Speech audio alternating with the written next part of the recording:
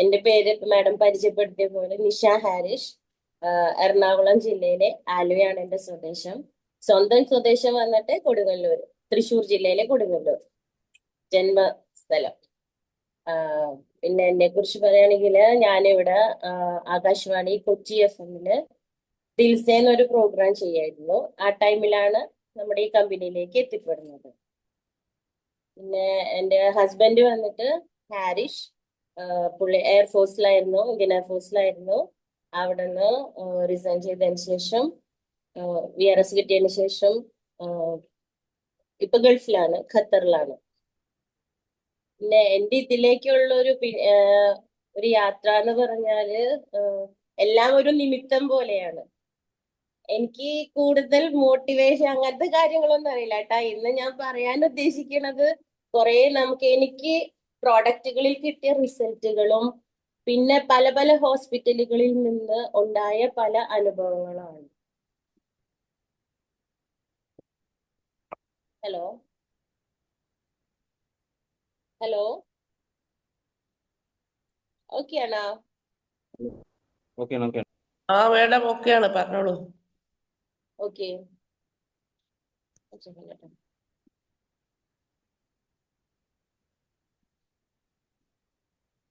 പല പല അനുഭവങ്ങളുമാണ് ഞാൻ അധികം പറയാൻ ഉദ്ദേശിക്കുന്നത്. എന്റെ ലൈഫിലൊരു യാത്ര എന്ന് പറയണത് ഡിഗ്രി സെക്കൻഡ് ഇയർ ആയിരിക്കുമ്പോ എന്റെ വിവാഹം കഴിഞ്ഞു. ഹസ്ബൻഡ് എയർഫോഴ്സിലായിരുന്നത് കൊണ്ട് തന്നെ ഫൈനൽ ഇയർ ഫിനിഷ് ചെയ്ത് അത് കഴിഞ്ഞ് അങ്ങനെ ഞാൻ ബാംഗ്ലൂർ പോയി. അവിടെ നിന്ന് തിരുവനന്തപുരം വന്നു. അത് കഴിഞ്ഞ് ഗുജറാത്ത് പോയി, അസാം പോയി, കൽക്കട്ട പോയി, തിരിച്ച് നാട്ടിലെത്തി. ഇന്ത്യയിലെ പല സംസ്ഥാനങ്ങളും കറങ്ങിയിട്ടാണ് എത്തിയത്. അപ്പൊ ആ ഒരു യാത്രയിലൊക്കെ എനിക്ക് ഭാഷകള് പഠിക്കാനുള്ള കുറച്ച് ഭാഷ എന്ന് വെച്ചാൽ തമിഴ്, ഹിന്ദി. അപ്പൊ അങ്ങനെ നാട്ടിലെത്തിയതിനു ശേഷം ഞാൻ ആദ്യം HDFC ലൈഫിലായിരുന്നു വർക്ക് ചെയ്തത്. കൺസൾട്ടന്റ് ആയിട്ട് ജോയിൻ ചെയ്തു. പിന്നെ അത് കഴിഞ്ഞ് ബിസിനസ് ലീഡറായി. പിന്നത്തെ വർഷം മാനേജറൊക്കെ ആയി. പക്ഷെ എന്തോ ദൈവത്തിന്റെ ഒരു തീരുമാനം കൊണ്ട് എനിക്ക് അത് കണ്ടിന്യൂ ചെയ്യാൻ പറ്റിയില്ല. കാരണം എന്റെ ഹെൽത്ത് ഇഷ്യൂ വന്നു. അപ്പൊ എനിക്കത് റിസൈൻ ചെയ്യേണ്ടി വന്നു. പക്ഷെ അതും ഞാൻ ചില സമയത്ത് വിചാരിക്കും എല്ലാം ഒരു നിമിത്തമാണെന്ന്. കാരണം അതിൽ നിന്ന് റിസൈൻ ചെയ്തതിന് ശേഷമാണ് ഞാൻ ആകാശവാണിയിൽ കയറുന്നത്. ആകാശവാണിയിലും കയറുന്ന വെച്ചിട്ട് ഒരു ദിവസം റേഡിയോയിൽ ഇങ്ങനെ അനൗൺസ്മെന്റ് കേട്ട് കാഷ്വൽ അനൗൺസേഴ്സിനെ സെലക്ട് ചെയ്യുന്നുണ്ടെന്ന്. അപ്പൊ പണ്ട് തുടങ്ങിയ എനിക്ക് ഭയങ്കര ഇഷ്ടമായിരുന്നു മീഡിയയിൽ വർക്ക് ചെയ്യുക എന്നുള്ളത്. അപ്പൊ ഞാൻ എപ്പോഴും പറയുന്ന ഒരു കാര്യം എന്ന് വെച്ചാൽ തീവ്രമായി നമ്മൾ എന്താഗ്രഹിച്ചാലും നമുക്കത് സാധിപ്പിച്ച് തരും ഏതെങ്കിലും ഒരു സമയത്ത്. ഞാൻ ഒരു ദിവസം റേഡിയോയിൽ ഇങ്ങനെ അനൗൺസ്മെന്റ് കേട്ടപ്പോൾ അങ്ങനെ അപ്ലൈ ചെയ്തു. അത് കഴിഞ്ഞ് സെലക്ഷൻ എല്ലാം കിട്ടി, ഇന്റർവ്യൂ എല്ലാം കഴിഞ്ഞ് സെലക്ഷൻ എല്ലാം കിട്ടി, അവിടെ ജോയിൻ ചെയ്തു. അപ്പോഴാണ് അവിടെ ഒരു പുതിയ പ്രോഗ്രാം ആരംഭിക്കുന്നത്, ദിൽസേ എന്ന് പറഞ്ഞിട്ട്. അത് അന്യഭാഷ ആൾക്കാർക്കുള്ളതാണ്. ആദ്യം തൊഴിലാളികൾക്കായിട്ട് സ്റ്റാർട്ട് ചെയ്തതാണ്. പിന്നെ അത് കഴിഞ്ഞ എല്ലാവർക്കും. അപ്പൊ നമ്മള് എന്താ പറയാ, തൊഴിലാളികൾ മാത്രമല്ല, ഡോക്ടേഴ്സ്, ടീച്ചേഴ്സ്, ഡിഫൻസ് ആൾക്കാർ എല്ലാവരെയും ഞാൻ ഇന്റർവ്യൂ ചെയ്തിട്ടുണ്ട്. ഒരു വിഷമം എനിക്കുള്ളത് എന്താ വെച്ചാൽ അന്ന് എനിക്ക് ഈ പ്രോഗ്രാം നമ്മൾ ഈ കമ്പനിയെ കുറിച്ച് അറിയായിരുന്നെങ്കിൽ എനിക്ക് കുറച്ചും കൂടി മുന്നേറാൻ പറ്റുമായിരുന്നു. കാരണം ഇന്ത്യ മുഴുവനും എനിക്ക് എന്നിലൂടെ കുറെ ടീമുകൾ ഉണ്ടാക്കാൻ സാധിക്കുമായിരുന്നു.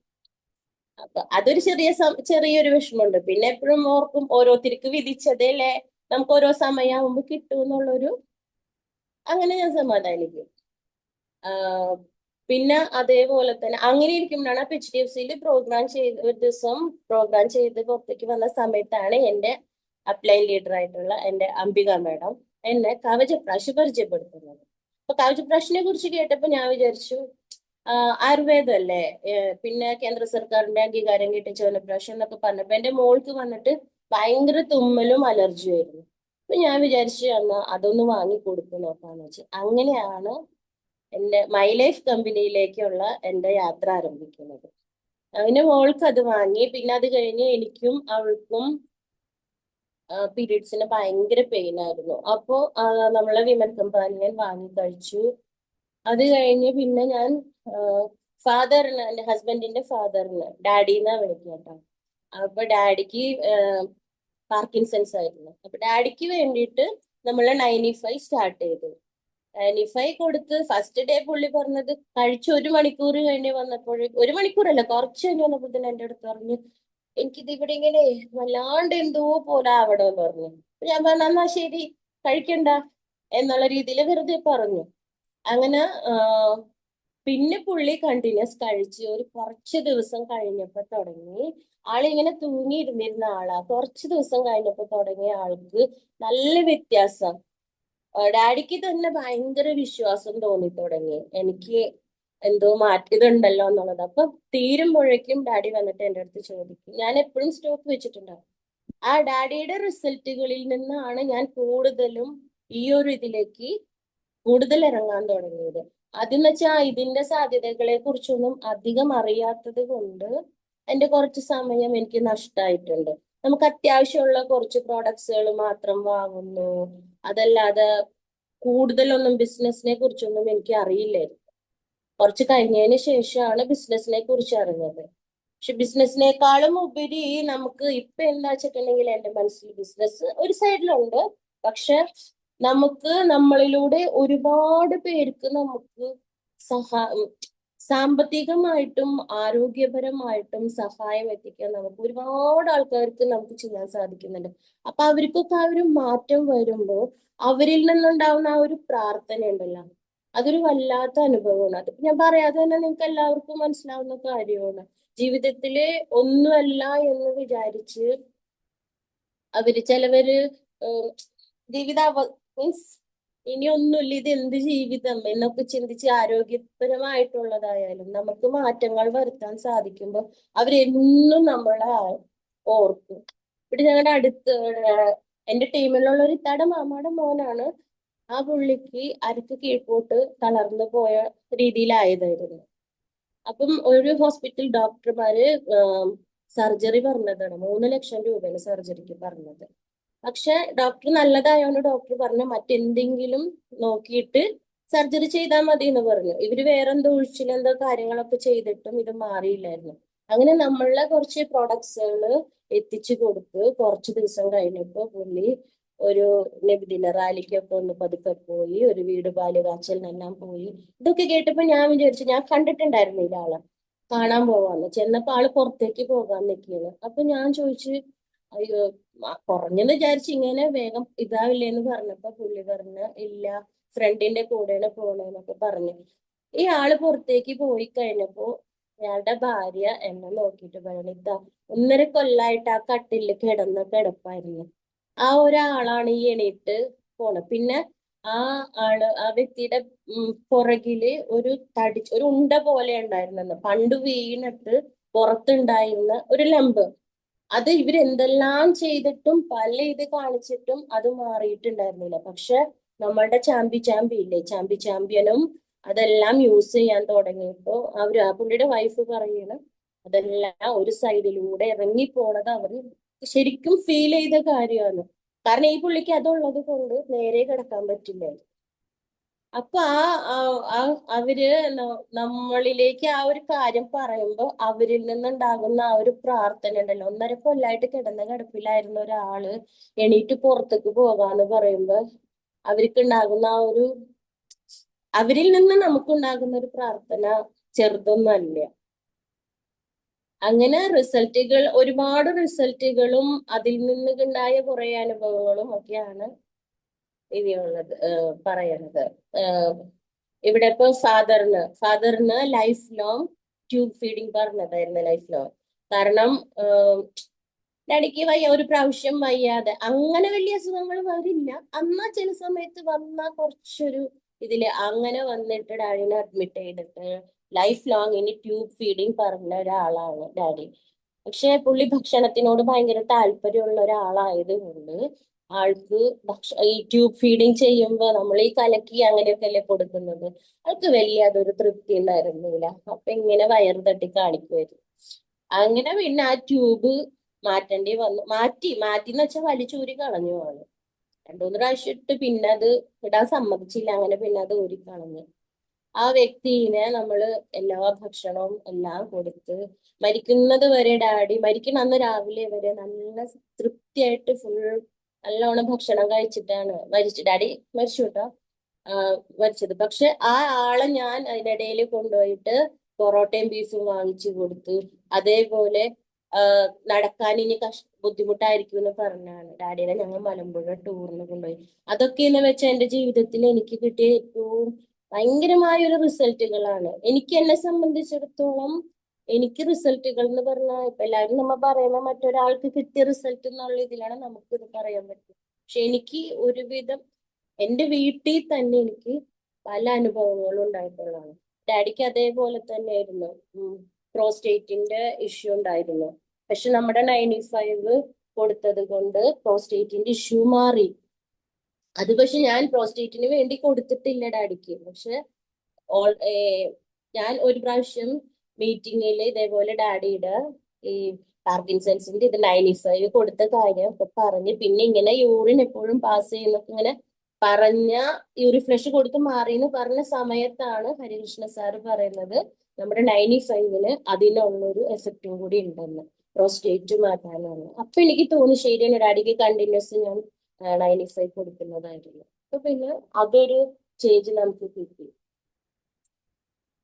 പിന്നെ അതേപോലെ തന്നെ ഇപ്പൊ ഇപ്പൊ എനിക്ക് HDFC-ന്ന് എനിക്ക് റിസൈൻ ചെയ്യേണ്ടി വന്നത് എന്താ വെച്ചാൽ എനിക്ക് ആ ടൈമിൽ എനിക്ക് എപ്പോഴും BP ഇഷ്യൂസ് ഉണ്ടായിരുന്നു. ചിലപ്പോൾ ഹൈ ആവും, ചിലപ്പോൾ ലോ ആവും. അതെന്താ വെച്ചിട്ടുണ്ടെങ്കിൽ എന്റെ ഹാർട്ടിന്റെ വാൽവ് വന്നിട്ട് ബൈക്കസ്പിഡ് വാൽവ് ആയിരുന്നു. അപ്പം അതിങ്ങനെ കുറച്ചുനാൾ പോയി. പിന്നെ ഡോക്ടർ പറഞ്ഞു ഒരു 35 വയസ്സൊക്കെ കഴിയുമ്പോൾ സ്ട്രെസ്സും സ്ട്രെയിനും കൂടിക്കഴിഞ്ഞാല് വാൽവിന് ലീക്കേജും ചുരുങ്ങലും ഒക്കെ വരുമെന്ന് പറഞ്ഞു. HDFC-യിലൊക്കെ ഇരിക്കുമ്പോൾ ടെൻഷൻ ആയിരിക്കുമല്ലോ നമുക്ക്, ടാർജറ്റും കാര്യങ്ങളും ഒക്കെ. അങ്ങനെ ഞാൻ എന്ത് ചെയ്തു, ഹസ്ബൻഡ് പറഞ്ഞു അങ്ങനെ റിസൈൻ ചെയ്തു. ആ ടൈമിൽ ഈ ബൈക്കസ്പിഡ് വാൽവ് വന്നത് കൊണ്ട് നമുക്ക് ഈ ഇഷ്യൂസ് ഉണ്ടല്ലോ. പിന്നെ മെഡിസിൻസ് ഇവർ തരും. BP കുറവുള്ള സമയത്ത് അതിന് തന്നു കഴിഞ്ഞാൽ ഭയങ്കര ഹൈ ആവും. അങ്ങനെ കൺട്രോളിൽ പറ്റുന്നില്ല. ആ ടൈമിലാണ് നമ്മുടെ വെൽ ഹാർട്ട് ഞാൻ സ്റ്റാർട്ട് ചെയ്തത്. ശരിക്കും പറഞ്ഞാൽ എനിക്ക് മറ്റേത് BP കൂടിക്കഴിഞ്ഞാൽ എൻ്റെ ഈ നെഞ്ചിൽ ഇങ്ങനെ കല്ലെടുത്ത വെച്ച പോലെ ആയിരിക്കും. അത് കഴിഞ്ഞ് പിന്നെ കൈയൊക്കെ ഇങ്ങനെ കഴച്ച് ഭയങ്കര പാൽപിറ്റേഷൻ ആയിരിക്കും.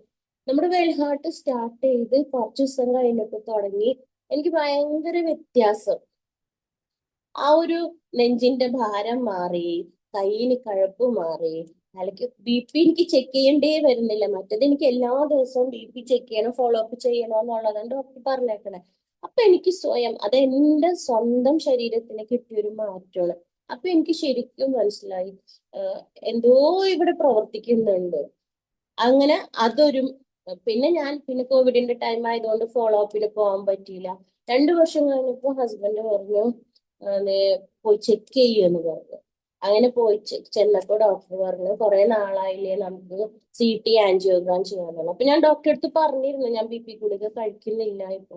CT ആൻജിയോഗ്രാം ചെയ്ത് കഴിഞ്ഞപ്പോ ഡോക്ടർ പറഞ്ഞു ഇപ്പൊ കുഴപ്പമില്ല എന്ന് പറഞ്ഞു. എന്നിട്ട് ഡോക്ടറോട് ഞാൻ പറഞ്ഞിരുന്നു എന്താ കഴിക്കുന്നത് വെച്ചപ്പോ വെൽ ഹാർട്ട് എന്ന് പറഞ്ഞ ടാബ്ലറ്റ് ആണ്. അങ്ങനെ ഞാനൊരു ഡയറക്ട് സെല്ലിംഗ് ബിസിനസ് ചെയ്യുന്നുണ്ട്, അതിലത്തെ വെൽ ഹാർട്ട് എന്ന് പറഞ്ഞ ടാബ്ലറ്റ് ആണ് കഴിക്കണേന്ന് പറഞ്ഞിരുന്നു. അപ്പൊ ഡോക്ടർ പറഞ്ഞു അത് കഴിച്ചു. അപ്പൊ എന്നോട് ചോദിച്ചു അതിന്റെ കണ്ടന്റ് എന്താ. അപ്പൊ ഞാൻ പറഞ്ഞു സംസ്കരിക്കാത്ത ഉലുവയാണെന്ന് പറഞ്ഞു. ഡോക്ടർ പറഞ്ഞു കഴിച്ചോ, പക്ഷെ ഒരു 0.5 BP ഗുളിക കഴിച്ചോളൂ കേട്ടോ എന്ന് പറഞ്ഞു. പക്ഷെ ഞാൻ ഇതുവരെ ഇന്ന് കഴിച്ചിട്ടില്ല കേട്ടോ. അതിപ്പോ എന്റെ ബോഡിക്ക് കിട്ടിയതാണ് കേട്ടോ. എന്ന് വെച്ചാൽ എല്ലാവർക്കും അതേപോലെ ആകണമെന്നില്ല. അപ്പൊ എനിക്ക് പിന്നെ എന്തെങ്കിലും ചെറിയ ബുദ്ധിമുട്ട് എന്തെങ്കിലും ഫീൽ ചെയ്യുകയാണെങ്കിൽ ഞാൻ 2 വെൽ ഹാർട്ട് എടുത്ത് കഴിക്കും. അതേപോലെ ഫൈറ്റ്രസും എടുത്ത് കഴിക്കും. അങ്ങനെ ഇതുവരെ എത്തിയിട്ടുണ്ട്. ഇനി നാളെ ഇനി എങ്ങനെയാന്നുള്ളത് എനിക്ക് അറിയില്ല. അതാണ് എനിക്ക് ഒരു റിസൾട്ട്. പിന്നെ ഒരു ഇത് വന്നിട്ട് എനിക്ക് ഒരു 2013 എന്റെ യൂട്രസ് റിമൂവ് ചെയ്യണമെന്ന് പറഞ്ഞതായിരുന്നു.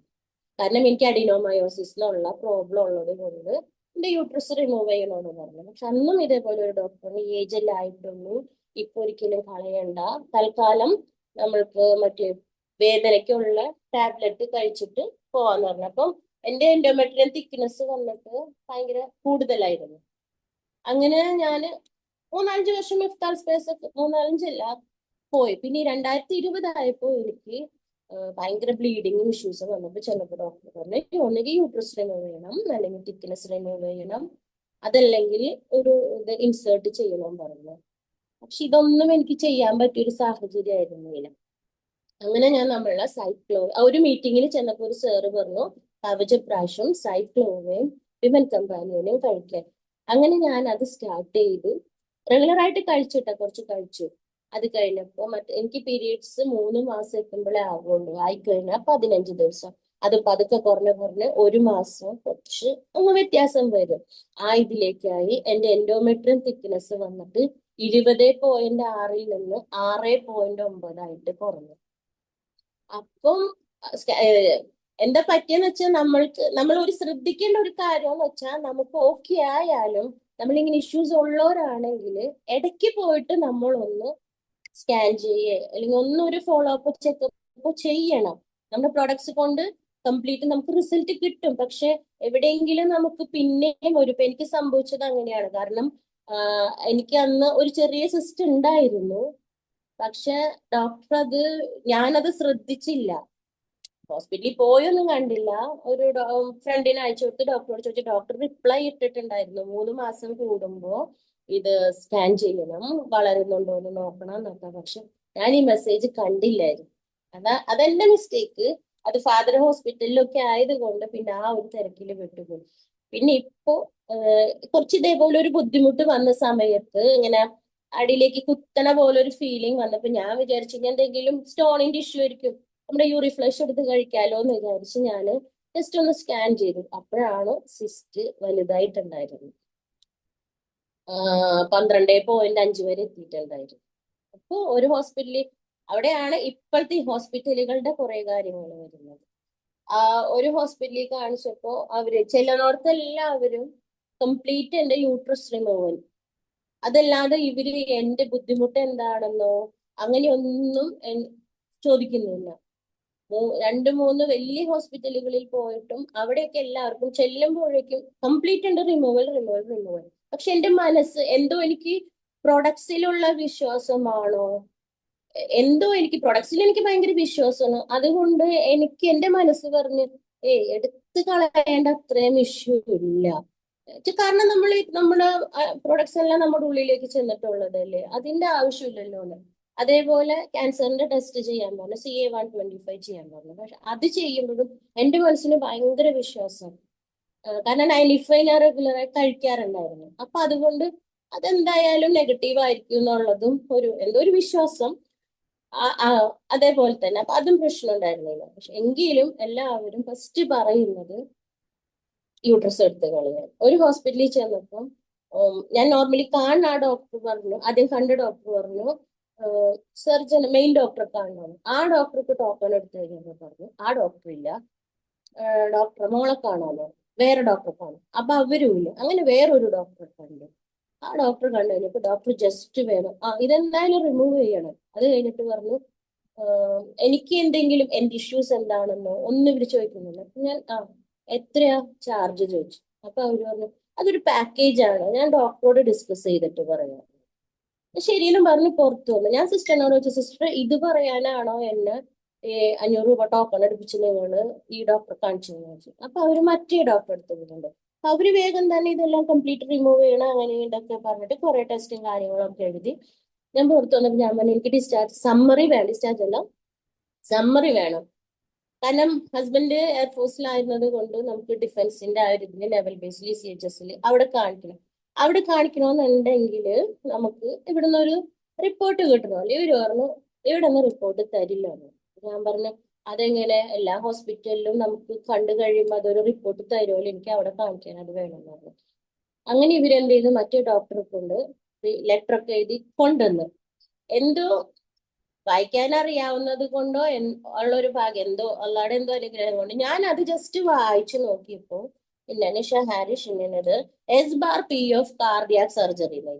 അപ്പൊ ഞാൻ ഇവരോട് വെച്ച് കാർഡിയാക് സർജറിയാ മാഡത്തിന് കാർഡിയാക് സർജറി കിട്ടിയില്ലേന്ന് ചോദിച്ചു. അപ്പൊ ഞാൻ പറഞ്ഞു എനിക്ക് സർജറിയോ? അങ്ങനെ എന്ത് ചെയ്ത് ഇവര് പോയി ഡോക്ടറെ വിളിച്ചിട്ട് പറഞ്ഞു. ഡോക്ടർ പറഞ്ഞു അതിലെഴുതിയിട്ടുണ്ടെന്ന്. അതിലെഴുതിയിരുന്നത് എന്നാ വെച്ചാൽ മറ്റേ ഡോക്ടർ എഴുതിയിരുന്നത് ബൈക്കസ്പിഡ്, കോൺജെനിറ്റൽ ബൈക്കസ്പിഡ് വാൽവ് എന്നാണ്. കാരണം എന്റെ വാൽവിന് 2 ഇതളുള്ളൂ. നോർമലി എല്ലാവർക്കും 3 എണ്ണം ഉണ്ടാവും, എന്റെ 2. അതാണ് ഡോക്ടർ എഴുതിയിരിക്കുന്നത്. പക്ഷെ ഇവര് അത് കാർഡിയാക് സർജറി എന്ന് പറഞ്ഞിട്ട് അപ്പൊ ഞാൻ ഡോക്ടറോട് ചോദിച്ചു, ഡോക്ടറെ എനിക്ക് വായിക്കാൻ അറിയാവുന്നത് കൊണ്ട് ഞാൻ ഇതൊന്ന് വായിച്ചു നോക്കി. ഒരു വായിക്കാൻ അറിയാത്ത ഒരു വ്യക്തി ആയിരുന്നെങ്കിൽ ആ ലെറ്ററും വാങ്ങി വേറൊരു ഹോസ്പിറ്റലിൽ പോയാൽ അവരെന്താ വിചാരിക്കുക, ആ ഈ വ്യക്തിക്ക് കാർഡിയാക് സർജറി കഴിഞ്ഞിട്ടുണ്ട്, ആ രീതിയിലുള്ള ട്രീറ്റ്മെന്റ് ചെയ്യുള്ളൂ. എനിക്ക് എല്ലാവരോടും പറയാനുള്ളത്, നമുക്ക് വായിക്കാൻ അറിയാവുന്നവരാണെങ്കിൽ നമുക്ക് എന്ത് ഇത് കിട്ടിയാലും ഇതേപോലെ ഹോസ്പിറ്റലിൽ നിന്നുള്ള ലെറ്റേഴ്സ് അല്ലെങ്കിൽ എന്തെങ്കിലും പറഞ്ഞാല് ആദ്യം തന്നെ നമ്മൾ അതൊന്ന് വായിച്ചു നോക്കുക. തെറ്റുകൾ പറ്റും, പലർക്കും പറ്റും, പക്ഷെ ചിലപ്പോ തെറ്റുകൾ വല്ലാതെ കൂടിപ്പോകും. ചിലതൊക്കെ നമുക്ക് ഓക്കെ, ചെറിയ മിസ്റ്റേക്കുകൾ, ഇതൊക്കെ ഇവർ അശ്രദ്ധ കൊണ്ട് വരുന്നതല്ലേ. അപ്പൊ അവര് പിന്നെ കുറെ സോറി ഒക്കെ പറഞ്ഞ്, അപ്പൊ ഞാൻ പിന്നെ എനിക്ക് എങ്ങനെയെങ്കിലും അവിടെ നിന്ന് പോന്നാ മതി എന്നുള്ളൊരു രീതിയിലായി. അതുകൊണ്ട് ഞാൻ എല്ലാവരോടും പറയുന്നത് തന്നെ, നമ്മളെല്ലാം വായിച്ചു നോക്കണം. അല്ലെങ്കിൽ ആർക്കാ നഷ്ടം വരാം, നമുക്ക് തന്നെ. അത് കഴിഞ്ഞ് വേറൊരു ഹോസ്പിറ്റലിൽ ചെന്നു. അവിടെ ചെന്നപ്പോഴും അവര് എന്റെ പ്രശ്നമൊന്നും ചോദിക്കുന്നില്ല, അപ്പൊ തന്നെ കംപ്ലീറ്റ് റിമൂവ്. അവിടെ നിന്നും പോന്നു. പിന്നെ ചെന്നപ്പോ അവർക്ക് റോബോട്ടിക് സർജറി ചെയ്തു. ഞാൻ പറഞ്ഞു അത് പറ്റില്ല എന്ന് പറഞ്ഞാൽ ലാപ്രോസ്കോപ്പിക് ചെയ്യും. അങ്ങനെ കുറെ ഹോസ്പിറ്റലുകളിൽ കറങ്ങി കറങ്ങി പോയി. അപ്പൊ എന്റെ മനസ്സിന് എനിക്കൊരു എന്താ പറയാ, ഒരു തൃപ്തി വരുന്നില്ല ഈ ഒരു ഇതിലൊന്നും. ലാസ്റ്റ് ഒരു ഹോസ്പിറ്റലിൽ ചെന്നപ്പോഴാണ് എനിക്ക് 8 സ്കാൻ ചെയ്തത്. അതില് ഒരു ഇതില് ലെഫ്റ്റ് ഓവറി കാണിക്കും, ഒരു ഇതില് റൈറ്റ് ഓവറി കാണിക്കും. ഒരു സ്ഥലത്തും തീരുമാനമാകുന്നില്ല ഏത് സൈഡാണെന്നുള്ളത്. ലാസ്റ്റ് ഒരു ഹോസ്പിറ്റലിൽ ചെന്നപ്പോ ആ ഡോക്ടർ പറഞ്ഞു നോക്കിയിട്ട്, ഇങ്ങനെ എന്താ വേണ്ട, അങ്ങനെ സിസ്റ്റ് മാത്രം റിമൂവ് ചെയ്യാന്നുള്ളൊരു ഇതിലേക്ക് എത്തി. കാരണം എന്റെ സിസ്റ്റ് റിമൂവ് ചെയ്യാതെ പറ്റില്ലായിരുന്നു, അതല്ലെങ്കിൽ ട്വിസ്റ്റ് ആവും. ഞാൻ സ്റ്റാർട്ട് ചെയ്തിരുന്നു, സൈക്ലോവിൻ മെൻകംബാനും സ്റ്റാർട്ട് ചെയ്തിരുന്നു. അപ്പം 12-ന് 10 ആയി. പക്ഷെ എനിക്ക് എന്റെ മോളുടെ കല്യാണം കാര്യങ്ങളൊക്കെ ഉള്ളത് കൊണ്ട് ആ ടൈമില് പെട്ടെന്ന് കാണിക്കേണ്ടതായിട്ട് വന്നു. അപ്പൊ ഡോക്ടർ പറഞ്ഞു സിസ്റ്റ് മാത്രം നമുക്ക് റിമൂവ് ചെയ്യാന്ന് പറഞ്ഞു. അങ്ങനെ പിന്നെ അതും പെൻഡിങ്ങിൽ വെച്ചു. പിന്നെ ഇപ്പൊ സിസ്റ്റ് റിമൂവലും കഴിഞ്ഞ് അതിന്റെ ഒരു റെസ്റ്റിൽ ഇരിക്കുകയാണ്. പക്ഷെ എന്റെ ഓവറിയും എടുത്തില്ല, ഫെലോപ്പിയൻ ട്യൂബും എടുത്തില്ല, യൂട്രസും എടുത്തില്ല, സിസ്റ്റ് മാത്രം റിമൂവ് ചെയ്തു. അപ്പൊ ഞാൻ വിചാരിച്ചു എത്രയോ പേരുണ്ടാവും. അന്നൊക്കെ ഞാൻ മനസ്സിൽ കരുതിയിട്ടുണ്ടായിരുന്നു എവിടെയെങ്കിലും നമുക്ക് ഇതൊന്ന് പറയണം. എത്രയോ പേര് ഹോസ്പിറ്റലുകളിൽ ചെന്നിട്ട് ഒരു സർജറി എന്ന് പറയുമ്പോഴത്തേനും അപ്പൊ തന്നെ അത് ചെയ്ത് ഈ ഇരിക്കണ ഇതിൽ തന്നെ ചിലപ്പോ എത്രയോ പേരുണ്ടാകും യൂട്രസ് ഒക്കെ റിമൂവ് ചെയ്തവര്. ചിലവർക്ക് റിമൂവ് ചെയ്യേണ്ടി വരും, കാരണം വേറെ വഴിയില്ലാത്തത് അത്രയും ബുദ്ധിമുട്ട് വരുമ്പോഴും. പക്ഷെ എല്ലാവരും ഒരു സർജറി എന്തെങ്കിലും പറഞ്ഞു കഴിഞ്ഞിട്ടുണ്ടെങ്കിൽ നമ്മൾ ഒരു 2-3 കൺസൾട്ടേഷൻ, ഒരു ഒപ്പീനിയൻ എടുക്കുക. അതാണ് എനിക്ക് എല്ലാവരോടും പറയാനുള്ളത്. പിന്നെ അതേപോലെ തന്നെ എനിക്ക് സൈനസ് പല്ലിന്റെ ഒരു RCTയുടെ സമയത്ത് എന്റെ ഇത് മാറുന്നില്ല എത്ര ചെയ്തിട്ട്. അങ്ങനെ ഡോക്ടർ എന്ത് ചെയ്തെന്ന് വെച്ചിട്ടുണ്ടെങ്കിൽ, അപ്പൊ ഇതിനിടയിൽ എന്റെ കാലില് ഒരു കല്ല് കുത്തിയിരുന്നു. കല്ല് കുത്തിയിട്ട് ഞാൻ വിചാരിച്ചു അത് കുറെ ദിവസം ഇരുന്നു, 24 ദിവസം കഴിഞ്ഞതിന് ശേഷമാണ് അതിൽ നിന്ന് ചില്ല് പുറത്തേക്ക് വന്നത്. അത്രയും ദിവസം ഒന്നും കണ്ടില്ലായിരുന്നു അതിൽ. പക്ഷെ എനിക്ക് നമ്മുടെ പ്രോഡക്ട്സിന്റെ ഗുണം കൊണ്ടായിരിക്കാം എനിക്ക് ഒരു ബുദ്ധിമുട്ടും ഉണ്ടായില്ല. പോയിസൺ കെയർ, ഇൻഫെക്ഷൻ ഒന്നും ആയിട്ടുണ്ടായിരുന്നില്ല. പക്ഷെ ഈ പല്ലിന്റെ ഇത് ശരിയാകാത്ത കാരണം കൊണ്ട് അങ്ങനെ ഒരു ഡോക്ടർ പറഞ്ഞു ഒരു ഫിസിഷ്യനെ കണ്ടിരിക്കുന്നു. അതിന് അതിനു മുൻപ് സ്കാൻ ചെയ്തു, ഈ CBCT എന്ന് പറഞ്ഞ സ്കാൻ ചെയ്ത ഡോക്ടറാണ് സൈനസിന്റെ ഇഷ്യൂ ഉണ്ട്. സൈനസ് ഉള്ളത് കൊണ്ട് നമ്മുടെ പല്ലിന്റെ റൂട്ട് ചെന്നിട്ട് ആ സൈനസുമ ടച്ച് ചെയ്യുമ്പോഴാണ് നിങ്ങൾക്ക് ഈ ബുദ്ധിമുട്ട് ഫീൽ ചെയ്യണേന്ന് പറഞ്ഞു. അപ്പം ആവി പിടിക്കാൻ പറഞ്ഞ് ഞാൻ നമ്മുടെ പ്രോനാസികയും അടിച്ചിട്ട് റോൾ ഓൺ വെച്ച് ആവി പിടിക്കുമായിരുന്നു. ഇതിനിടയിൽ അപ്പൊ ഞാൻ എന്ത് ചെയ്തു, ഒരു ദിവസം ഒരു ENT-നെ പോയിട്ടുണ്ട്. ആ ഡോക്ടർ പറഞ്ഞു ഇത് സൈനസ് ഒന്നുമല്ല, ഇത് ദശയാണ്, അപ്പൊ അതിന് സ്പ്രേ അടിക്കണം, മരുന്ന് കഴിക്കണമെന്ന്. അപ്പോഴും ഞാൻ ഓൾറെഡി കുറച്ച് വണ്ണമുള്ള പ്രകൃതിയാണ്. അപ്പൊ ഞാൻ പറഞ്ഞ ഡോക്ടറെ സ്റ്റീറോയിഡ് അല്ലേ ഇത്, അപ്പൊ കഴിച്ചു കഴിഞ്ഞാൽ ഒന്നുകൂടി വണ്ണം വെക്കില്ല ചോദിച്ചപ്പോ പറഞ്ഞു അത് കുഴപ്പമില്ല, നിർത്തി കഴിയുമ്പോൾ മാറിക്കോളൂ എന്ന് പറഞ്ഞു. പക്ഷെ അപ്പോഴും എന്റെ മനസ്സിനൊരു സമ്മതിക്കുന്നില്ല. അതിന് ഞാൻ അത് വാങ്ങിയില്ല. വേറൊരു ENT-യുടെ അടുത്ത് തന്നെ ഡോക്ടർ ചോദിച്ചു സൈനസിന്റെ എക്സ്റേ എടുത്തു ചോദിച്ചു. ഇല്ല പറഞ്ഞപ്പോ എടുക്കാൻ തന്നെ കൊണ്ടുവന്നപ്പോ ഡോക്ടർ പറഞ്ഞു തന്നെ ആദ്യത്തെ സ്കാനിന്റെ ഇതും തമ്മിൽ നല്ല വ്യത്യാസമുണ്ട്, ഒരു ചെറിയ ലൈനിങ് മാത്രമേ ഉള്ളൂ. അപ്പൊ ഡോക്ടർ ഒരു മരുന്ന് എഴുതാൻ പോയത് ഡോക്ടർ പറഞ്ഞു ഞാൻ അന്നാ മെഡിസിൻ ഒന്നും എഴുതുന്നില്ല, താൻ ഓൾറെഡി യൂസ് ചെയ്തിരുന്നില്ല എന്ത് പ്രോഡക്റ്റ്, ആ മരുന്ന് തന്നെ യൂസ് ചെയ്താൽ മതി എന്ന് പറഞ്ഞു. അങ്ങനെ എന്റെ സൈനസിന്റെ പ്രോബ്ലത്തിന് എനിക്ക് വ്യത്യാസം വന്നു. അതേപോലെ തന്നെ എന്റെ തൈറോയിഡിന് എനിക്ക് ഫോളോ അപ്പ് ഉള്ളതാണ്. 2008 ഡോക്ടറെ കാണിച്ചപ്പോൾ എനിക്ക് തൈറോയിഡ് ഉണ്ടെന്ന് പറഞ്ഞ് ഒരു ഡോക്ടർ മരുന്ന് തന്നു.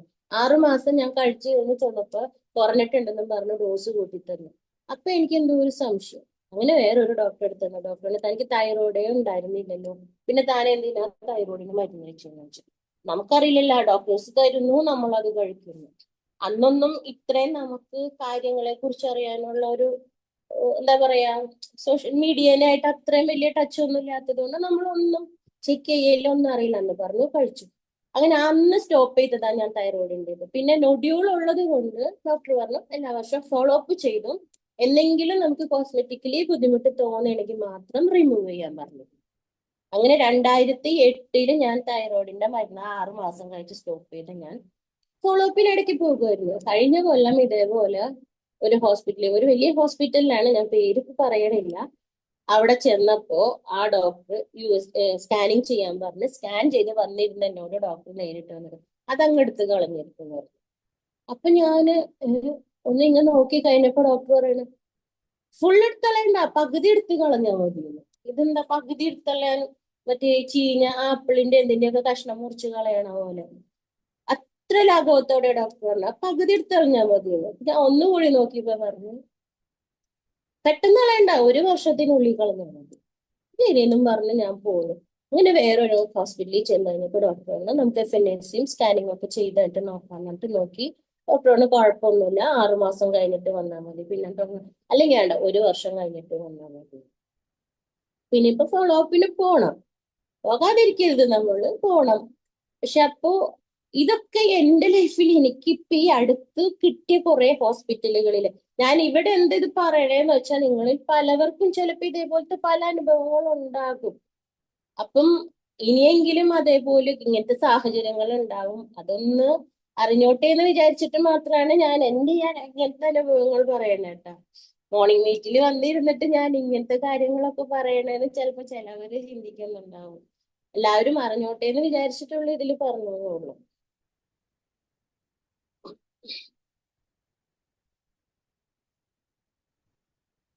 പിന്നെ ഞാൻ ഇതിലേക്ക് വരാനുണ്ടായ ഒരു സാഹചര്യം ഞാൻ പറഞ്ഞു, HD അല്ല, ആകാശവാണിയിൽ വർക്ക് ചെയ്യുമ്പോഴാണെന്നുള്ളത്.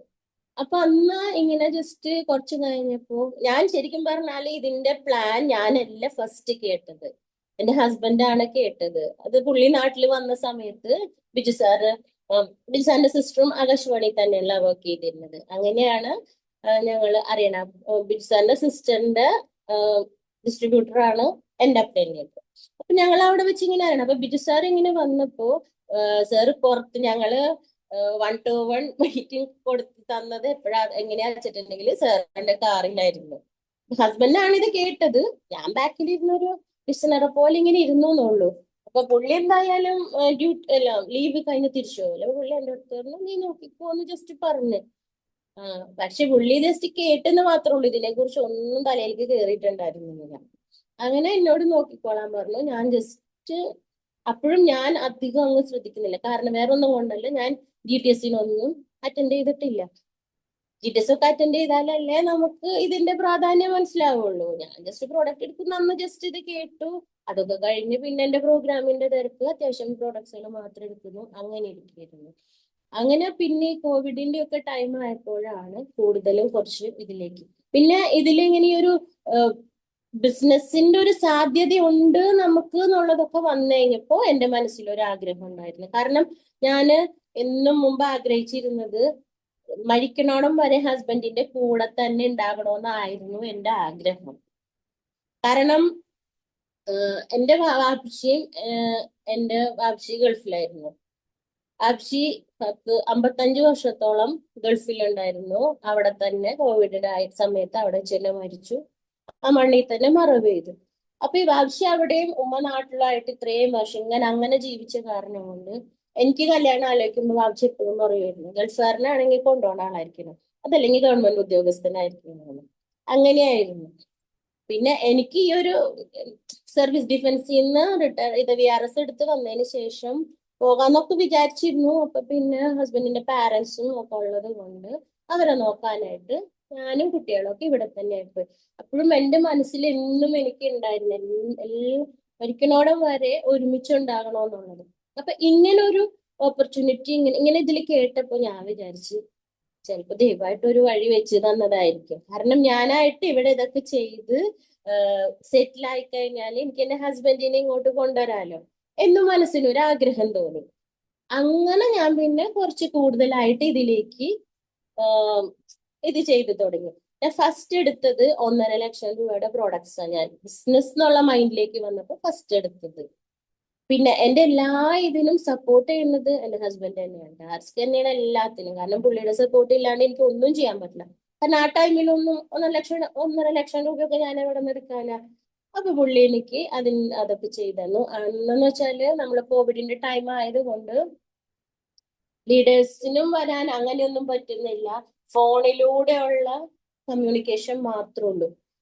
അപ്പം ആദ്യം ബിജു സാറിനായിട്ടായിരുന്നു കുറെ നാൾ കമ്മ്യൂണിക്കേറ്റ് ചെയ്തിരുന്നത്. അതിനുശേഷമാണ് റെമി സാറിനായിട്ട് കമ്മ്യൂണിക്കേറ്റ് ചെയ്യാൻ തുടങ്ങിയത്. റെമി സാറിനായിട്ട് സംസാരിച്ചു തുടങ്ങിയപ്പോ പിന്നെ റെമി സാർ എല്ലാ കാര്യങ്ങളും പറഞ്ഞു തരും.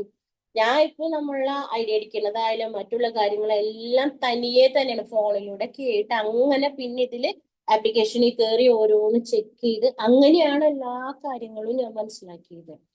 അതല്ലാതെ ഉള്ള ഒരു വർക്ക്ഷോപ്പോ അല്ലെങ്കിൽ മറ്റുള്ള ഒരു കാര്യങ്ങളും എനിക്ക് കിട്ടിയിട്ടുണ്ടായിരുന്നില്ല.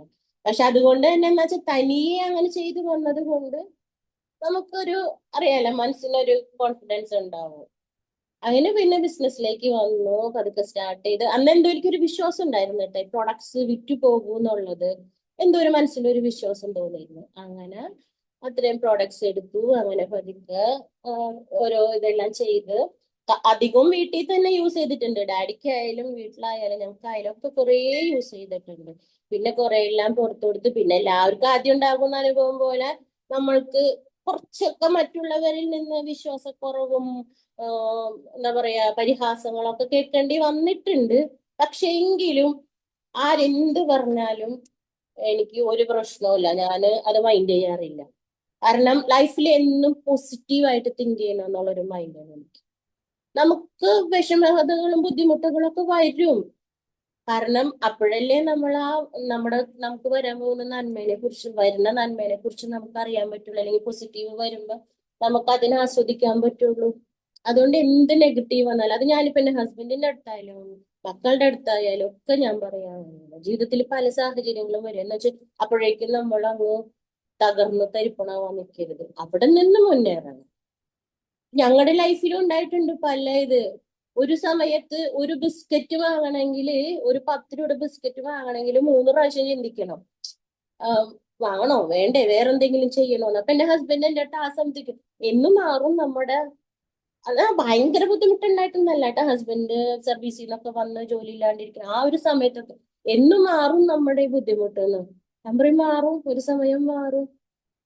അങ്ങനെ നമ്മൾ എപ്പോഴും ആ രീതിയിൽ ചിന്തിച്ചാൽ മതി. അല്ലാതെ ജീവിതം മുന്നോട്ട് പോകണമെങ്കിൽ എന്നും ഈ കഷ്ടം ബുദ്ധിമുട്ടാണ്. ബുദ്ധിമുട്ടുണ്ടാകുമില്ല എന്ന് പറയുന്നില്ല. അങ്ങനെ പോസിറ്റീവായിട്ട് ചിന്തിച്ച് ഞാൻ മക്കളെയും ആ രീതിയിൽ തന്നെയാണ് പറഞ്ഞു പഠിപ്പിച്ചു വെച്ചേക്കുന്നത്. അങ്ങനെ അങ്ങനെ എല്ലാവരും അങ്ങനെ ചിന്തിക്കാൻ പാടുള്ളൂ. അങ്ങനെ പോയി ആ ഇതിൽ കണ്ടിന്യൂ ചെയ്തുകൊണ്ടിരിക്കുകയായിരുന്നു. ആ സമയത്താണ് എൻ്റെ ഉമ്മയുടെ മരണം. അപ്പൊ ഉമ്മ മരിക്കുന്നതിനും കുറച്ചു നാൾ മുമ്പ് വെറുതെ ഒരു ദിവസം സംസാരിച്ചപ്പോ ഉമ്മ ഇങ്ങനെ പറയുമായിരുന്നു, ഉമ്മയുടെ ഒരു ആഗ്രഹമാണ് 2 യത്തീം മക്കളുടെ കല്യാണം നടത്തി കൊടുക്കണമെന്നുള്ളത്. അപ്പം അത് ഉമ്മ വെറുതെ ഒരു കാഷ്വലായിട്ട് ഇങ്ങനെ പറഞ്ഞതായിരുന്നു. പക്ഷെ കുറച്ച് കഴിഞ്ഞ് ഉമ്മ മരിക്കുകയും ചെയ്തു. ഉമ്മ ബാത്റൂമിൽ വീണ് കോമ സ്റ്റേജില് ഇതില് കോമ സ്റ്റേജിലായിരുന്നു ഒരു 5 മാസം. അങ്ങനെ ഉമ്മാക്ക് അപ്പൊ എനിക്ക് എന്റെ മനസ്സിൽ എപ്പോഴും ഒരു തോന്നലായിരുന്നു ഉമ്മയുടെ ഒരു ആഗ്രഹം ഇങ്ങനെ ഉണ്ടല്ലോ. അപ്പൊ എനിക്ക് പെട്ടെന്ന് അതിനെ സാധിച്ചു കൊടുക്കാനായിട്ട് എന്റെ കയ്യിലുള്ളതാണ് മൈലൈഫ്. അപ്പൊ അല്ല അതിനൊക്കെ വേണ്ടിയിട്ടായിരിക്കും ചിലപ്പോ ഞാൻ ഇതിലെത്തിയെന്ന് ഞാൻ ആ സമയത്ത് ചിന്തിച്ച്. ഒന്ന് ഹസ്ബൻഡിനെ നാട്ടിലേക്ക് എത്തിക്കണമെന്നും അത് കഴിഞ്ഞപ്പോഴത്തെ അടുത്ത കാര്യമാണ് ഉമ്മാടെ ഈ ആഗ്രഹം സാധിപ്പിച്ചു കൊടുക്കണമെന്നുള്ളത്. അങ്ങനെ പിന്നെ അത് ഇതിലേക്ക് നിൽക്കാനുള്ള ഒരു കാര്യമായി. പിന്നെ കംപ്ലീറ്റ് അതങ്ങ് ചെയ്തു ഇതറിയാൻ പറ്റിയിട്ടില്ലെങ്കിലും നമുക്ക് ഒരുപാട് പേർക്ക് ആ രീതിയിൽ സപ്പോർട്ട് ചെയ്യാനായിട്ട് സാധിച്ചിട്ടുണ്ട്. പിന്നെ എനിക്ക് ഏറ്റവും എന്നോട് തന്നെ ഇത് തോന്നിയ ഒരു കാര്യം എന്ന് വെച്ചാല് ഞാൻ മനസ്സുകൊണ്ട് എനിക്ക് ആഗ്രഹമുണ്ട് ഹസ്ബൻഡിന് ഒരു കാറ് ഞാനായിട്ട് വാങ്ങിക്കൊടുക്കണം. എന്റെ മൈ ലൈഫിൽ ഇൻകം കൊണ്ട് എനിക്ക് പുള്ളിക്ക് ഒരു വണ്ടി വാങ്ങിക്കൊടുക്കണം. എനിക്ക് പുള്ളി ഒരു കാറ് വാങ്ങിച്ചു തന്നിട്ടുണ്ട്, പക്ഷെ പുള്ളിക്ക് തന്നെ വാങ്ങിച്ചു കൊടുക്കണം. അങ്ങനെ ഇപ്പൊ മോളുടെ കല്യാണത്തിന്റെ സമയമായപ്പോ പുള്ളിക്ക് മറ്റേ മഹീന്ദ്രയുടെ XCV9 അതെടുക്കണോന്ന് ഒരാഗ്രഹം. അപ്പൊ ഞാൻ ആദ്യം മടിഞ്ഞ്, എന്തിനാ ഇപ്പോ അവിടെ ഇല്ലല്ലോ, അപ്പൊ പുള്ളി പറഞ്ഞ നിനക്ക് ഓടിക്കാലോ അങ്ങനെയല്ലേ എന്നൊക്കെ പറഞ്ഞിട്ട് ഇതെടുക്കാന്ന് പറഞ്ഞു. അപ്പൊ ഞാൻ പറഞ്ഞു അതില് 5 ലാക്ക് എന്റെ വക, അത് ഞാൻ എന്റെ മൈ ലൈഫിന്റെ പണിയാണ്, അത് ഞാൻ എന്റെ വക ഞാൻ തരും. അതെനിക്ക് ഒരു വല്ലാത്തൊരു എന്നോട് തന്നെ എനിക്കൊരു എന്താ പറയാ റെസ്പെക്ട് തോന്നിയ ഒരു സമയമായിരുന്നു. പിന്നെ എന്തായാലും ആഗ്രഹമുണ്ട്, എന്റെ സ്വന്തം കൊണ്ട് ഫുൾ ഇതായിട്ട് പുള്ളിക്ക് ഒരു വണ്ടി വാങ്ങിച്ചു കൊടുക്കണമെന്നൊരു ആഗ്രഹമുണ്ട്.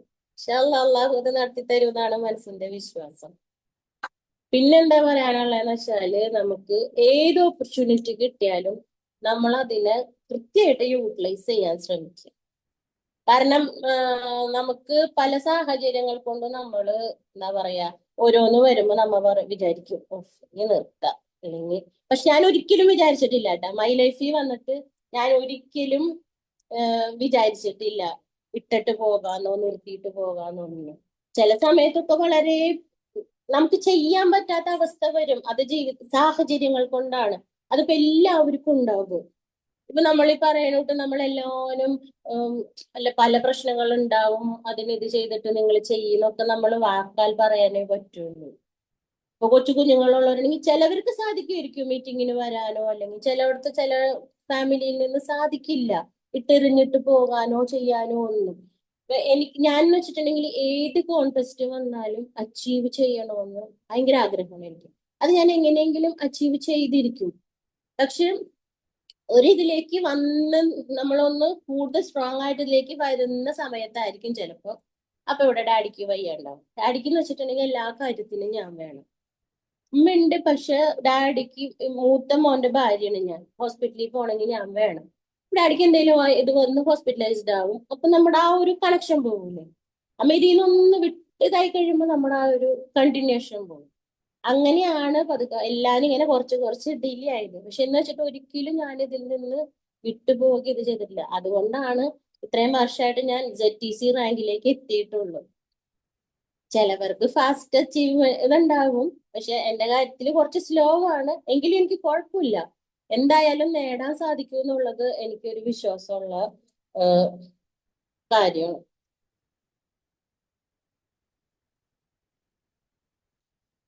പിന്നെന്താ വെച്ചിട്ടുണ്ടെങ്കിൽ നിങ്ങൾക്ക് എല്ലാവർക്കും അറിയുന്നത് പോലെ തന്നെ നമ്മുടെ ഈ കമ്പനിയിൽ നമ്മൾ ഒരു ഫാമിലി, ഒരു RTPക്ക് പോയാലും ഒക്കെ നമ്മൾ പല സ്ഥലത്തു നിന്നുള്ളവർ നമ്മൾ അവിടെ വന്ന് കൂടണമാണ്. പക്ഷെ അപ്പോഴൊന്നും നമ്മൾ ചിന്തിക്കുന്നില്ലല്ലോ ഇത് എന്റെ ടീമല്ലല്ലോ അങ്ങനെയല്ലല്ലോ. ആ രണ്ടാമത്തെ ദിവസം നമ്മൾ RTP കഴിഞ്ഞ് പോകാൻ പോകുമ്പോഴേക്കും നമുക്ക് മനസ്സിൽ ഭയങ്കര വിഷമമായിരിക്കില്ല, അയ്യോ ഇനിയും ഒന്നും കുറച്ചും കൂടി ഉണ്ടായിരുന്നെങ്കിലോ എന്നുള്ളൊരു തോന്നല് നമുക്ക് തോന്നും. അത്രയും നമ്മള് കേരളത്തിൽ അല്ലെങ്കിൽ എവിടെ നിന്നുള്ള ആൾക്കാരാണെന്ന് പോലും നമുക്ക് അറിയുന്നില്ല, എങ്കിലും നമ്മൾ എല്ലാവരുമായിട്ടും കൂട്ടാകുന്നു, ഒരു കണക്ഷൻ ടച്ച് വെക്കുന്നു. ഇപ്പൊ ഒരു സ്റ്റാറ്റസിൽ ആരുടെങ്കിലും സ്റ്റാറ്റസിൽ ഒരു പോസ്റ്ററോ അല്ലെങ്കിൽ വീഡിയോ എന്തെങ്കിലും കണ്ടോ, നമ്മൾ അവിടെ അവരൊക്കെ ഒന്ന് മെസ്സേജ് ചെയ്ത് കഴിഞ്ഞാൽ അപ്പൊ തന്നെ നമുക്കത് കിട്ടുന്നു.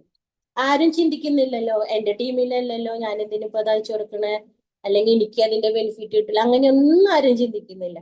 നമ്മൾ എത്രയോ ഏതെല്ലാം ടീമുകളിലുള്ളവരായിട്ട് ഇപ്പൊ ഈ ടീമിലുള്ള എത്ര പേര് എന്നെ അറിയൂന്ന് എനിക്ക് അറിഞ്ഞൂടാ. പിന്നെ കുറെ നാള് ഞാൻ അങ്ങനെ ഇതിലൊന്നും വരാറുണ്ടായിരുന്നില്ല, അപ്പൊ അതുകൊണ്ട് ഇതിൽ എത്ര പേര് എനിക്ക് അറിയില്ല. എന്നാലും നമ്മൾ ചിലപ്പോ RTPയിലൊക്കെ കണ്ടവരൊക്കെ ഉണ്ടാവും കുറെ പേര്. അപ്പൊ അതാണ്. അപ്പൊ എന്റെ ആർസ്കാർക്ക് ആയാലും അതെ അറിയാം, കാരണം Biju sir, Reni sir, Benny sir ഇവരായിട്ടെല്ലാം നല്ലൊരു കണക്ഷൻ ഉണ്ട്. അപ്പൊ പുള്ളിക്ക് അറിയാം, നമുക്കറിയാലോ നമ്മളെ ലീഡേഴ്സ് നമ്മളൊരു സ്വന്തം എന്താ പറയാ കൂടപ്പിറപ്പുകളെ പോലെ തന്നെയാണ് നമ്മള് കൊണ്ടു നടക്കുക. ഇപ്പൊ ഞങ്ങള് കോഴിക്കോടുക്ക് മീറ്റിങ്ങിന് വന്നാലായാലും ആദ്യം ആർസ്ക്ക് സമ്മതിക്കില്ലായിരുന്നു ഞാൻ ഒറ്റയ്ക്ക് വരാനായിട്ട്. വേറെ ഒന്നും കൊണ്ടല്ല, എന്റെ ഈ ഹെൽത്ത് ഇഷ്യൂസ് ഒക്കെ ഉണ്ടായിരുന്നത് കൊണ്ട് പുള്ളിക്ക് ഒരു പേടിയായിരുന്നു, ഇനി പോകുമ്പോ വല്ല ബുദ്ധിമുട്ട് വന്നാലോ എന്നൊക്കെ ഉള്ളൊരു ഇതില്. പക്ഷെ ഞാൻ പറഞ്ഞു നമുക്ക് ജീവിതത്തിൽ സക്സസ് ആവണമെന്നുണ്ടെങ്കിൽ കുറെയൊക്കെ നമ്മൾ തനിയെ ഇത് ചെയ്താലേ പറ്റുള്ളൂ. ആദ്യം ഒരു മടി ഇവര് കാണിക്കും. നമ്മളത് ഒന്നോ രണ്ടോ പ്രാവശ്യം നമ്മൾ പോയി കഴിഞ്ഞ് വരുമ്പോ പിന്നെ അവർക്ക് ധൈര്യമാവും. അതേപോലെ കസ്റ്റമേഴ്സിനെ കാണാൻ പോകുമ്പോ, കാരണം ഇവർക്ക് ഇതിനെ കുറിച്ച് അറിയില്ലല്ലോ. ബിസിനസ് ജസ്റ്റ് കേട്ടെന്ന് മാത്രമേ ഉള്ളൂ, അതല്ലാണ്ട് ഇതിനെ കുറിച്ച് ഒട്ടും ഇവർക്ക് അറിയില്ല എന്താണ്. ഇപ്പൊ ഞാനൊരു കസ്റ്റമറിന്റെ അടുത്ത് പോയി ഇച്ചിരി ലേറ്റ്, കുറച്ച് ചിലപ്പോൾ രാത്രി ഇത്തിരി ലേറ്റ് ആയിട്ടുണ്ടെങ്കിൽ അപ്പൊ ചിലപ്പോ പുള്ളി വഴക്ക് പറയും, എന്താ ഇത്ര നേരം അങ്ങനെ ഇങ്ങനെ എന്നൊക്കെ പറഞ്ഞു. എനിക്ക് ഡ്രൈവ് ചെയ്യാൻ അറിയുന്നത് കൊണ്ട് ഞാൻ എന്റെ വണ്ടിയിൽ പോകുന്നു. എനിക്കൊരു മനസ്സിനൊരു ധൈര്യമുണ്ട്, നമുക്ക് പോകാൻ വരാം ഇതെന്നുള്ളു. പക്ഷെ ഇവര് അപ്പം അങ്ങനെയാകുമ്പോ എന്താ വെച്ചിട്ടുണ്ടെങ്കിൽ ഒരു കസ്റ്റമറിന്റെ അടുത്ത് പോയിട്ട് ഒരു ടൈം കഴിയുമ്പോ എനിക്ക് പിന്നെ ഉള്ളിൽ ഒരു പേടിയാണ്. അയ്യോ ഇപ്പൊ ഫാസ്റ്റ് വിളിക്കുമല്ലോ, വഴക്ക് പറയുമല്ലോ എന്നുള്ളൊരു തോന്നലാണ്. അപ്പൊ നമുക്ക് അവിടെ പിന്നെ അത് ഫിനിഷ് കംപ്ലീറ്റ് ചെയ്യാൻ പറ്റില്ല. അങ്ങനെയായപ്പോ എനിക്ക് തോന്നി ഇത് ശരിയാവില്ല. അപ്പൊ ഒരു ദിവസം ഞാൻ പുള്ളിയുടെ അടുത്ത് പറഞ്ഞു, ഒരു കസ്റ്റമറിന്റെ അടുത്ത് പോയാൽ അതിപ്പോ നമുക്ക് ഇത്ര ടൈം എന്ന് കറക്റ്റ് പറയാൻ പറ്റില്ല. സംടൈംസ് നമ്മ ചിലപ്പോ ചില കസ്റ്റമേഴ്സിന്റെ അടുത്ത് പോയിട്ടുണ്ടെങ്കിൽ, കസ്റ്റമർ എന്നല്ല, ഇപ്പൊ ഒരാളെ കാണാൻ പോയാൽ നമ്മൾ ചിലപ്പോ സംസാരിച്ചു വരുമ്പോ ആദ്യം തന്നെ ബിസിനസ്സോ പ്രോഡക്ട്സോ അല്ലല്ലോ സംസാരിക്കുക. ചിലവരുടെ അടുത്ത് പോയി റാപ്പോ ബിൽഡ് ചെയ്യുന്ന പറഞ്ഞോട്ട് പറഞ്ഞായിരിക്കും നമ്മ അതിലേക്ക് കാര്യങ്ങളിലേക്ക് എത്തുന്നത്. അങ്ങനെ അതിലേക്ക് എത്തി നമ്മള് അവരോട് ഇതൊക്കെ പറഞ്ഞ് പിന്നെ എക്സ്പ്ലെയിൻ ചെയ്ത്, ഞാൻ ഒരിക്കലും ഈ നമ്മുടെ GTS പ്രസന്റേഷൻ അതേ രീതിയിൽ ഇതുവരെ ഒരു കസ്റ്റമറിന്റെ അടുത്ത് ഞാൻ കൊടുത്തിട്ടില്ല. അതിലത്തെ മറ്റേ ഇൻക്ലൂഡ് ചെയ്തിട്ടുള്ള കാര്യങ്ങളില്ലേ അതിനെ ഇതായിട്ട് പറഞ്ഞ് അങ്ങ് കൊടുത്ത് അങ്ങനെയാണ് ചെയ്തിരുന്നത്. അപ്പൊ ഇങ്ങനെ ഇപ്പം ഒരു ദിവസം ഞാൻ പുള്ളിയുടെ അടുത്ത് പറഞ്ഞു, അങ്ങനെ പെട്ടെന്നൊന്നും നമുക്ക് ഓടിപ്പോരാൻ പറ്റില്ല, നമുക്ക് കുറച്ച് ടൈം എടുക്കും എന്നൊക്കെ പറഞ്ഞ് മനസ്സിലാക്കി കഴിഞ്ഞു. അതിനുശേഷം പിന്നെ പ്രശ്നമില്ല.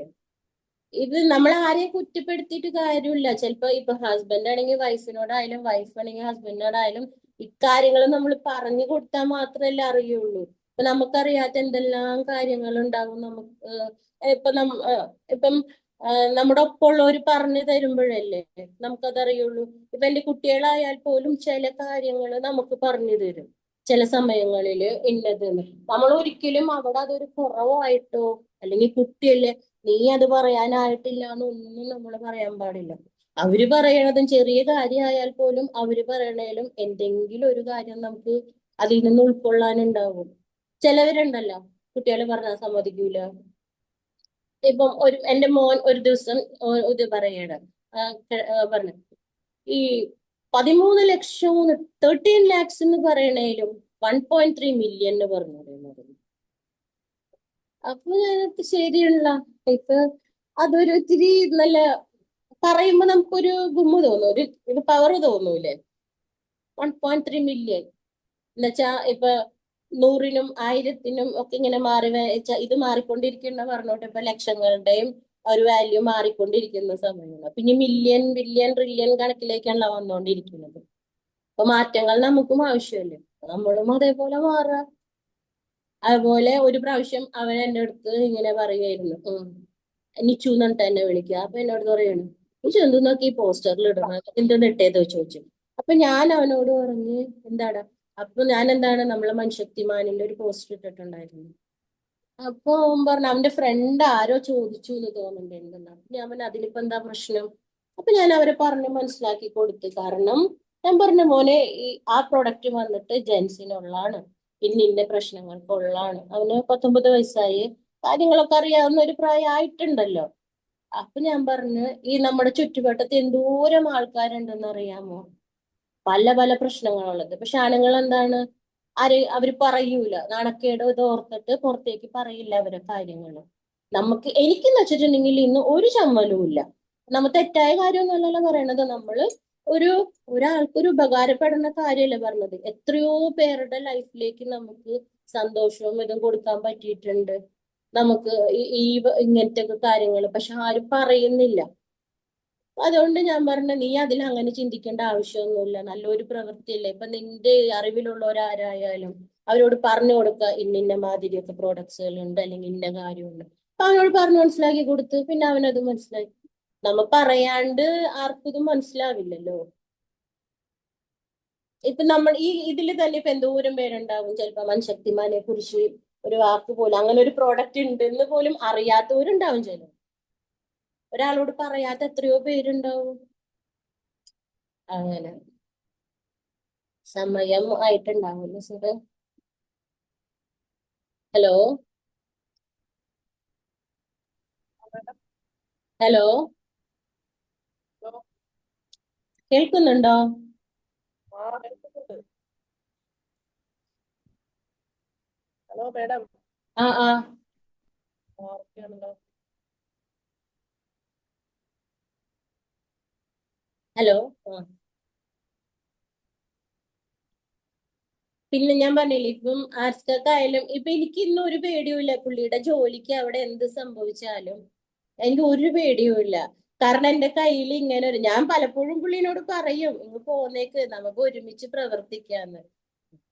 ഇന്നിപ്പോ എനിക്ക് ഒരു പേടിയുമില്ല. പുള്ളി വന്നാൽ പോലും നമുക്ക് ഇതിനെ കൊണ്ട് നടക്കാൻ നമ്മുടെ കയ്യിൽ ഇത്രയും വലിയൊരു ഓപ്പർച്യൂണിറ്റി ഉണ്ടെന്നുള്ളൊരു വിശ്വാസം എനിക്ക് മനസ്സിലുണ്ട്. പിന്നെ അതിനുള്ള ആയുസ്സും ആരോഗ്യം അള്ളാഹു നൽകണം. അത് മാത്രമേ ഇതുള്ളൂ, പ്രാർത്ഥനയുള്ളൂ.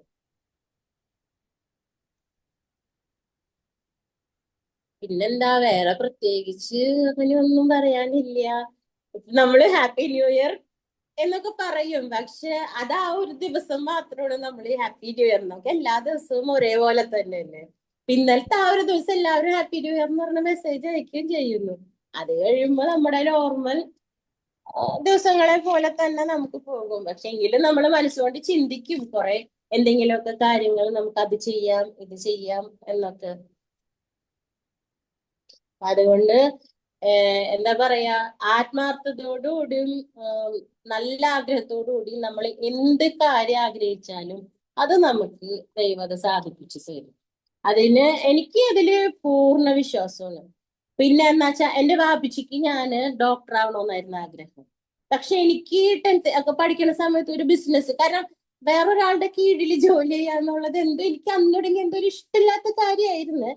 പക്ഷെ പിന്നെ വാപ്പിച്ചിട്ട് ഒരു ആഗ്രഹം കൊണ്ട് ഞാന് എൻട്രൻസ് ഒക്കെ എഴുതി. എൻട്രൻസിന് കിട്ടിയില്ല, ഭയങ്കര എഞ്ചിനീയറിംഗിന് കിട്ടി. അതിനും പോവാൻ പറ്റിയില്ല. അന്ന് സിവിലിന് പോയ അത്ര നന്നല്ല, ലേഡീസിന് ഗേൾസിന് എന്ന് പറഞ്ഞിട്ട് അതും വിട്ട്. അന്നൊക്കെ നമ്മൾ വലിയവര് പറയണതല്ലേ എടുക്കുള്ളൂ, നമുക്ക് സ്വന്തമായ അഭിപ്രായം ഒന്നും പറയാനില്ലല്ലോ, പറ്റൂലല്ലോ. അതിന് വാപിഷിക്ക് ഞാൻ ഡോക്ടർ ആവണമെന്ന് ആഗ്രഹമായിരുന്നു. പക്ഷെ ഇപ്പൊ ഞാൻ ഇതിൽ വന്നതിന് ശേഷം ഞാൻ മനസ്സുകൊണ്ട് വിചാരിക്കും വാപിഷിയുടെ ആഗ്രഹം പോലെ MBBS പഠിക്കാണ്ട് ഒരു ഡോക്ടറെ പ്രവൃത്തി ചെയ്യാനും പറ്റുന്നുണ്ട്. എന്റെ ആഗ്രഹം പോലെ എനിക്ക് ബിസിനസ്സും ചെയ്യാൻ പറ്റുന്നുണ്ട്. അപ്പൊ അത് ഞാൻ പറഞ്ഞ, തീവ്രമായി നമ്മൾ എന്താഗ്രഹിച്ചാലും അള്ളാഹു അത് നടത്തി തരും. ചിലപ്പോ ഇന്നായിരിക്കൂല, കുറച്ച് ദിവസം കഴിഞ്ഞിട്ടായിരിക്കും, ചിലപ്പോ വർഷങ്ങൾ കഴിഞ്ഞിട്ടായിരിക്കും, എങ്കിലും അത് നമുക്ക് സാധിപ്പിച്ചു തരും. പിന്നെ ഇനി എല്ലാവർക്കും നല്ലൊരു വർഷവും നല്ലൊരു ദിനങ്ങൾ, എല്ലാവർക്കും നല്ല നല്ല റാങ്കുകൾ അച്ചീവ് ചെയ്യാനും എനിക്കും പെട്ടെന്ന് തന്നെ റാങ്കുകൾ അച്ചീവ് ചെയ്യാൻ വേണ്ടി എല്ലാവരും പ്രാർത്ഥിക്കണം. എല്ലാവർക്കും ഒരിക്കൽ കൂടി നല്ലൊരു ദിവസവും നല്ലൊരു വർഷം നേർന്നുകൊണ്ട് ഞാൻ നിർത്തുന്നു.